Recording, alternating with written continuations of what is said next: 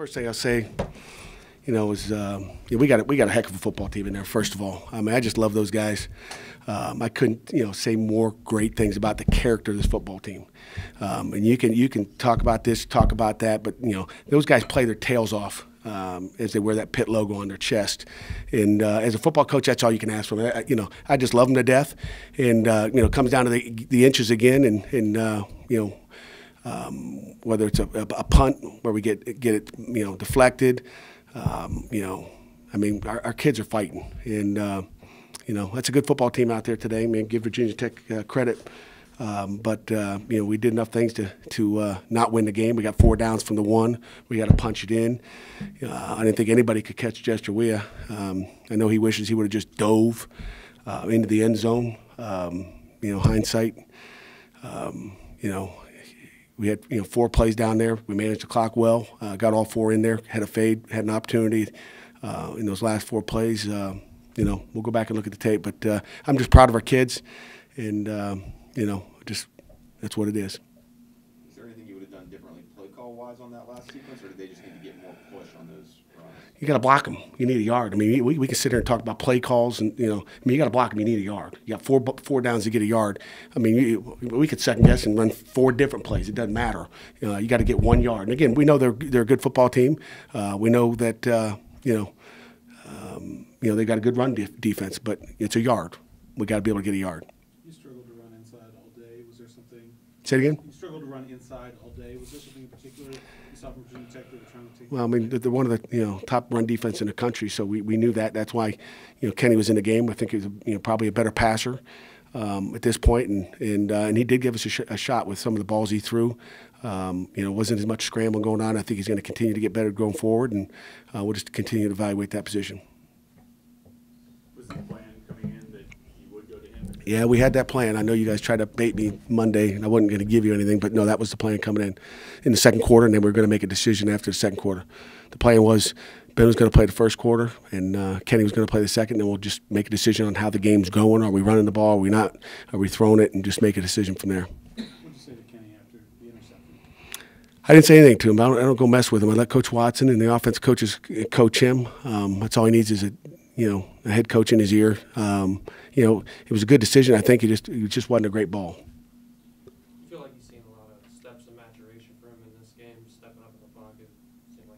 Yeah, and again, even Ben had a nice throw in the first, in that touchdown drive early. He hung in the pocket and threw a nice one. I think it was to French. I'm not sure it was. It was so many minutes ago, but he had a nice step up in the pocket throw as well, and then we threw a pick too. So we lost the turnover ratio, didn't rush the ball. I did not rush them and lost time possession. That's usually fatal. The drive before the last one, you guys did the 4th down. You're in your own side of the field. The offense goes out. You end up using a timeout. What happened in that situation? Well, I think it was 4th and 10, and again, I'm not worried about the timeout. The timeout was a good timeout. It ended up being perfect timeout, to be honest with you. But it was 4th and 10. I told the offense that we were going to go for it. Early in the series, I said, hey, you have 4 downs. But we got down to it 4th and 10. It was just, I flipped my headset over to the defense and said, hey, can we stop them? Can we get off the field? Which we didn't a week ago. And they said, we'll get it stopped. So credit to our defense on what we call a 4-minute get the ball back. Went 3 plays and out. We got the ball back. Didn't use a timeout in that series just to preserve it for the end if we need it offensively, with a young quarterback. And we were able to do that. That's why you sort of called that perfect timeout, just because it allowed you time to make that decision. Well, yeah, we had to get the personnel out there before we get a delay game, and maybe delay game would have been better. I don't know, but I thought just to get our personnel out there, punt the ball, and get the ball back. I think 4th and 10 is a risk at the 35-yard line. It didn't matter, what they do with the ball; they're just going to take a knee anyway. But it was just a matter of do you want to punt it, try to change the field a little bit, and that's what we did. And again, it worked out okay. It would have been really okay if we scored a touchdown there. Is that timeout at the beginning of the second half one you wish Critical, no doubt about it, no question about it. I mean, that's a young quarterback, and we know we're going to take some, make some mistakes. Just a wristband, read the wrong wristband, whatever, got confused. I mean, you can see him standing there looking again, but he's just got to run the play. But that's some of the things that you're going to continue to work through and learn from. How long has Coach Powell been sitting on that one? for a little bit. It was a heck of a play by Nate Bossery. As a senior walk-on that has done everything we asked. Has worked his tails off. Is a fighter, and he dislocated his shoulder. Jerry's not here. Jerry, he got a dislocated shoulder. If you're listening, and but it was a heck of a catch, and I knew he'd make the play.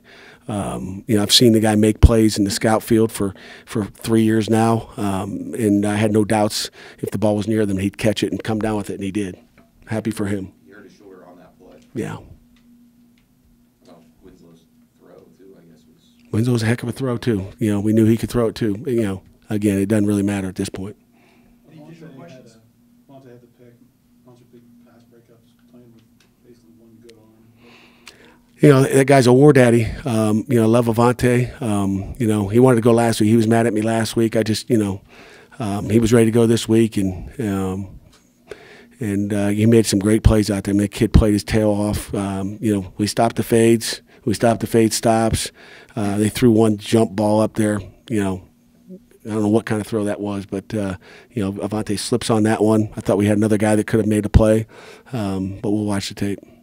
Brian, you had one? Yeah, I was just going to ask if DeMar, Theron, were those guys held out precautionary or? DeMar's still out from last week, but we expect him back this week.